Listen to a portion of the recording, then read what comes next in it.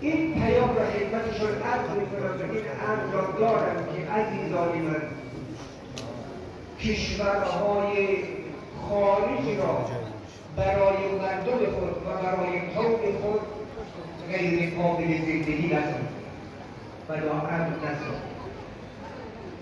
بله، عزاداری برای امام حسین و یادی از امام حسین کار خوبی است.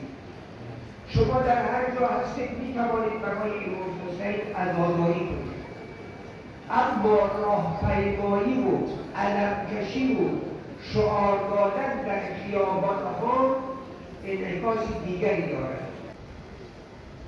در اثر استبداد و ترس و وحشت از کشور خودشون فرار کردند و در یکی از کشورهای رفتند که در اونجا میتوانند صدای خود را بکشند.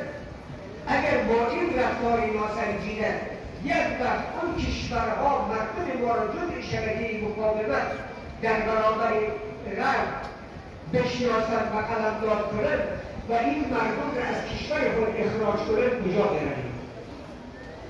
پاکستانی ها وطن دارند میان پاکستان، ایرانی ها وطن دارند میان ایران، عراقی ها هم چی؟ ما کجا بریم؟ شما کجا بریم؟ اگر در وطن خود جا داشتید چرا فرار کردید؟ اگر در وطن خود جا ندارید، از این فرصت زندگی که برای شما پیش آمده استفاده کنید. ممکنه بگید که خود ما شیعه از مرگ نمی‌ترسیم، برای ما فرق نمی‌کنه، با شعار یا حسین برای ما بهید.